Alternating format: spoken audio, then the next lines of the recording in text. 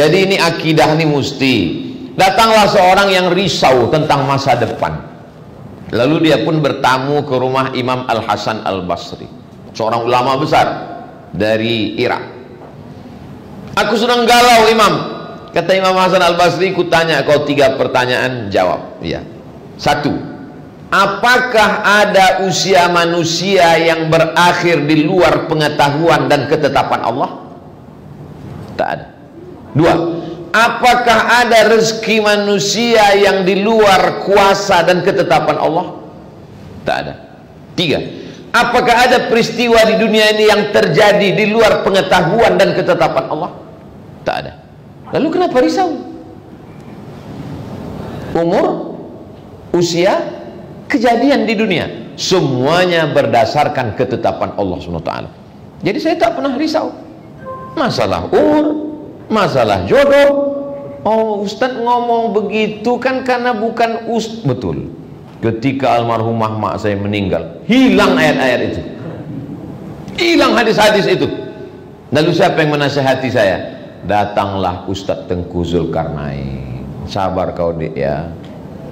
Datanglah kawan-kawan sahabat-sahabat saya. Disitulah baru saya tahu ternyata ceramah itu mudah, menggerakkan lidah yang enak, tapi ketika mengalaminya amat sangat sulit. Itulah maka dalam surat Al-Asr itu dikatakan watawasau bil haq watawasau bis sabr. Hari ini kau yang ingat Abdul Somad, kau sampaikan. Sampai masanya nanti kau lupa Abdul Somad, maka orang lain yang akan mengingatkan. Jadi nanti kalau Ustaz Abdul Somad dipukul gelombang, dihempas sekarang, hilang ayat dan hadis ini, lupa pepatah fatwa para ulama, siapa yang mengingatkan? Jamaah. Jamaahnya pun tak ingat juga.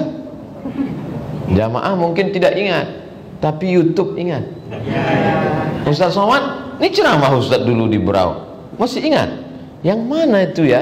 Itu yang makan sayur kates nggak pahit itu. Oh ya, ya. Saudara yang dimuliakan Allah Subhanahu wa taala, alhamdulillah kita masih bisa dipertemukan. Ini poin pertama yang mau saya sampaikan. Menghadapi hidup cukup tanya 3 saja. Apakah ada umur yang terjadi di luar kuasa Allah? Tak ada. Apakah ada rezeki yang luput dari takdir Allah? Tak ada. Apakah ada peristiwa yang terjadi di dunia ini di luar daripada pengetahuan dan ketetapan Allah di Lauhil Mahfuz? Tak ada. Maka disitulah kita menyadari bahwa hidup kita ini semuanya dalam pantauan, dalam pengaturan, dalam perlindungan Allah. Saya sudah tahu kenapa hati saya tak tenang. Hati bukan punya kita, walaupun ada dalam diri kita. Tanah punya kita, walaupun di luar diri kita.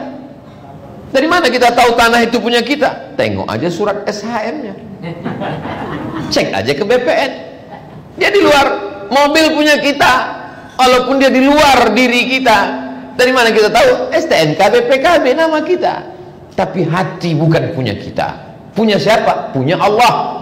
Makanya kadang kita lihat ada orang hatinya sempit, yang menyempitkan dan yang melapangkan hati Allah Ta'ala.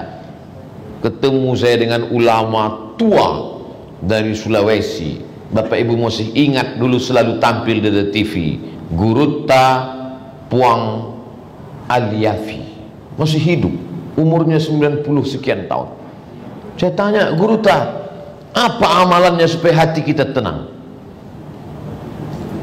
Banyak-banyak ketawa. Kalau kau masih bisa ketawa berarti masih hidup. Apa zikirnya Guruta? Banyak-banyak baca Alam Nashrah.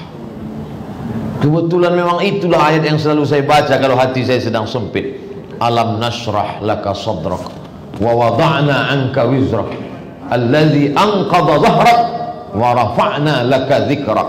Alam nashrah laka sadrak, apakah belum kulapangkan dadamu?